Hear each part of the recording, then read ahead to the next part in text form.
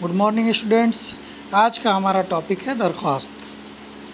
इस टॉपिक के तहत हम लोग दरख्वास्त लिखने के उसूल, उसके क़ायदे, उसके ज़ाब्ते और उसके फॉर्मेट के बारे में जानकारी हासिल करेंगे। इस वीडियो में हम आपको ये सारी बातें बताएंगे।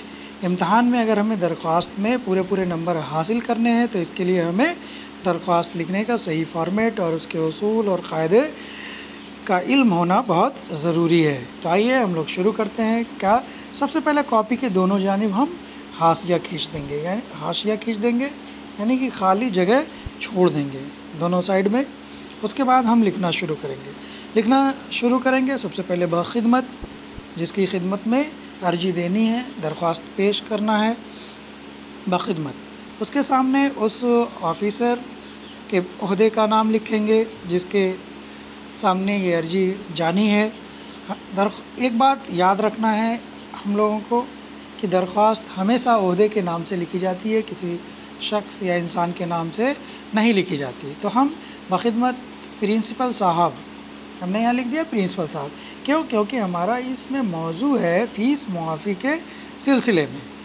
मौजू के एतबार से उसका जो अधिकारी है उसके ओहदे का नाम हम लिखेंगे।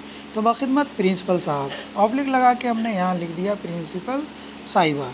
ये इसलिए लिखा गया कि अगर मान लीजिए कि प्रिंसिपल कोई ख़ातून है तो उसके लिए हमें प्रिंसिपल साहिबा लिखना पड़ेगा। तो हम दोनों में से कोई एक लिखेंगे, प्रिंसिपल साहब या प्रिंसिपल साहिबा। ये किस पे डिपेंड करता है कि वहाँ पे ऑफिसर मेल है या फीमेल है। इसके ठीक सामने हम लिख देंगे मोरखा, यानी कि तारीख़। यहाँ हम इसे दर्ज कर देंगे, जैसे डेट कहते हैं, मोरखा जो भी डेट होगी डाल देंगे उसे। मान लीजिए 7 तारीख है आज, तो हम 7/7/2020 ये डेट डल गई। अब इसके आगे लिख देते हैं GIC गोरखपुर, यानी स्कूल का नाम लिख दिया और उसका पता, और उसके बाद आता है मौजू लिख दिया फ़ीस मुआफ़ी के सिलसिले में। इतना बातें लिखने के बाद बारी आती है अब इसके बाद बारी क्या आई कि अब हम देखते हैं क्या है। अब हम मुखातिब होंगे और अपना मुद्दा बयान करेंगे। जनाबे आली या मोहतरमा आलिया, अब ख़ातून है या साहिब हैं, इस हिसाब से हम इसमें से दोनों में से कोई एक लिख लेंगे। अब उसके बाद अपना मुद्दा बयान करते हैं। निहायत अदब के साथ गुजारिश है कि मेरे वालिद साहब की आमदनी बहुत कम हो गई है। वालिद साहब की आमदनी, कारोबार जो है अच्छा नहीं चल रहा है, जिसकी वजह से आमदनी कम हो गई है, इसलिए वो मेरी फ़ीस अदा करने से कासिर हैं, जिसकी वजह से वो मेरी फ़ीस नहीं भर पाएंगे। बराहे करम मेरी फ़ीस माफ़ करने की ज़हमत करें। इसलिए आपसे गुजारिश है, मेहरबानी करके मेरी फ़ीस माफ़ करने की ज़हमत करें ताकि मेरी पढ़ाई जारी रह सके, ताकि मैं आगे अपनी तालीम का सिलसिला जारी रख सकूं। आपकी ऐन नवाजिश होगी, आपकी बहुत नवाजिश होगी, आपकी अति कृपा होगी, मैं आपका आभारी रहूँगा। अब इतने के बाद अब आगे आते हैं। पेज के बिल्कुल बीचों बीच में हम लिखेंगे अल आरिज़। क्या लिखेंगे?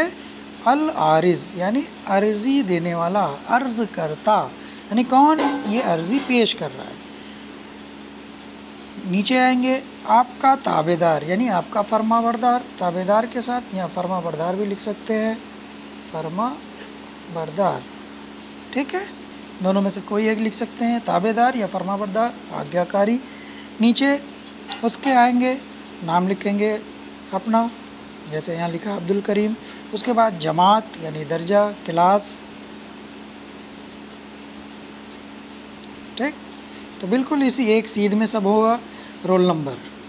और इसके बाद हमको ये ध्यान रखना, जहाँ अपना नाम लिखा ठीक उसके सामने दाएं हाथ की तरफ दस्तखत वालिद ऑब्लिक सरपरस्त, दस्तखत वालिद ऑब्लिक सरपरस्त, यानी कि यहाँ पे फादर के सिग्नेचर होंगे या फिर सरपरस्त यानी कि गार्जियन के, अभिभावक के, ठीक है। दोनों में से किसी एक का दस्तखत होगा।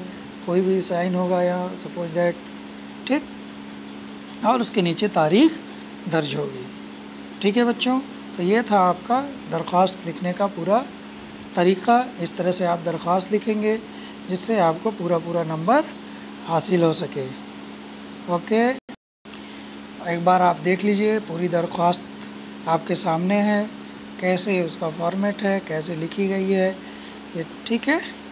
ओके बच्चों, तब आप लोग इसे गौर से पढ़ लेंगे, ध्यान से आपने सुन लिया होगा, नहीं सुना है तो दोबारा वीडियो देख लें और उसके बाद आप खुद से दरख्वास्त लिखें। ओके, बहुत बहुत शुक्रिया, थैंक यू।